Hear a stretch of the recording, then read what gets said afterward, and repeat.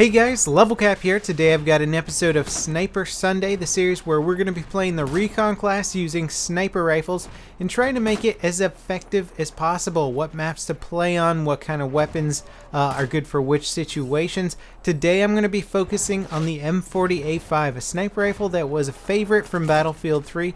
It's made a return in Battlefield 4, and it's got some interesting stats, certainly ones that put it ahead of the pack in some categories and sort of at the back of the pack in other categories. As for my loadout today, I've picked something that's definitely a bit more traditional sniper, a bit more campy. I've got my spawn beacon that I can set up in key areas where I think I'm going to really want to be able to respawn and snipe on people or even flank them, use a spawn beacon after the sides of the map have changed in domination. And then I've got my tugs, so I can put that down wherever I've decided to hang out for a while, and that'll alert me to anybody sneaking up on my immediate position. Although domination is set up for sort of moving around the map and getting to the next objectives, a lot of these maps fare pretty well for the Recon class once you understand them, once you understand how the spawn positions change up quite a bit. So you notice there I saw my whole team finally made it to one end of the map. I realized the enemy team's going to be spawning on the other side, so I basically just turn around and set myself up to defend for that side of the map. Now I'm on Langkang Dam, and I'm again in a very remote position, a place that's going to take a while for anybody to get to, and I'm going to have a pretty good idea if they're approaching me. So I'm going to have a lot of time to take a few shots at anybody getting close to me. Now the M40A5 is not the best long-range gun. I mean, it does good damage, but the drop on this sniper rifle is pretty much more than any other bolt-action sniper rifle out there that does this kind of damage. And it just makes it very difficult to hit moving targets, and it also makes it very difficult to get headshots. So the M40A5 in general fares a lot better at medium range. Taking a look at the stats from Simthic.com, you'll notice that the meters per second below the gun there is 480. Compare this to something like the M98B, which shoots at 650 meters per second. There is a huge discrepancy in this, and honestly, that number difference, that numerical difference right there, is going to be the difference between you hitting a shot on somebody moving and you completely missing it. It's also the difference between having to aim a foot above somebody's head or just a few inches above somebody's head. So these speed, these velocity differences in the bullets themselves make such a big difference in long-range sniping. It's kind of crazy, and you really have to just get used to one bolt-action sniper rifle or be very, very familiar with how bullet velocities change the trajectory of your shot. Now you might be thinking, well, why would you pick the M40A5 then over, say, the SRR61 or the M98B, two sniper rifles that are absolutely excellent at long-range shooting? And if it's good at long-range shooting, it's certainly going to be very accurate at medium-range shooting. So how does the M40A5, why would the M40A5 be better at, say, a closer range shooting than the other two rifles? Well, you'll notice it has a 60 round per minute rate of fire. A lot of the other long-range bolt-action sniper rifles have a 40 round per minute, so you can rechamber a round, take another shot at your target very quickly. This makes it very effective for medium range because you can headshot somebody, headshot another person, and then headshot a third person in like 3 seconds flat, which is way faster than any of the other bolt-action sniper rifles. So it makes it a much higher damaging weapon for medium range combat in that sense that you can keep putting rounds down range. Now when you first start using this gun, you might not get the full benefit of its rate of fire right off the bat until you unlock the straight pull bolt, which requires 50 kills. Now the straight pull bolt allows you to rechamber a round while you're still aiming down sights. If you're not the kind of sniper that maintains their scope zoom in between shots, I don't. I always zoom out. It's just sort of force of habit from Counter-Strike and other games, but it still helps me rechamber around even faster because if I'm sort of following my shot for a little while through the sight before I zoom out, I can still start to rechamber that round, and then after I zoom out, I'm like halfway through the reload process. So it'll allow you to get that maximum reload speed all the time if you have that straight pull bolt. Now when it comes to damage models on sniper rifles, as far as I'm concerned, there are heavy sniper rifles and then there are light sniper rifles.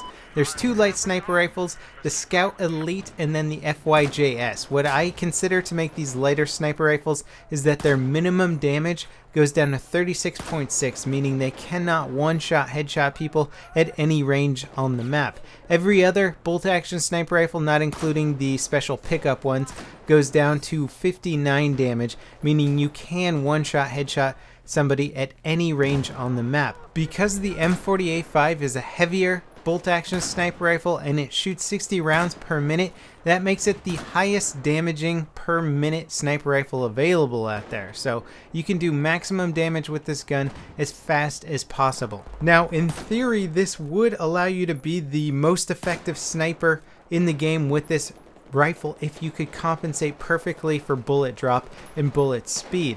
Because we're all human and it becomes very difficult to compensate for bullet drop unless you only use one kind of sniper rifle and just get used to that one sniper rifle.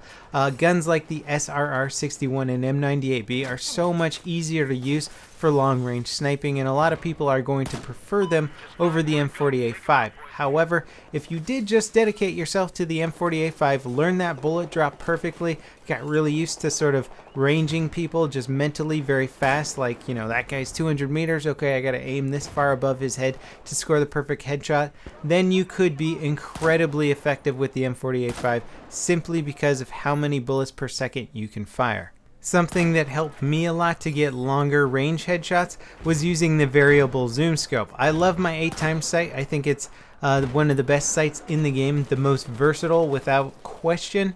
But sometimes, and a lot of times actually in Battlefield 4, we have much longer engagement distances than we're used to in Battlefield 3.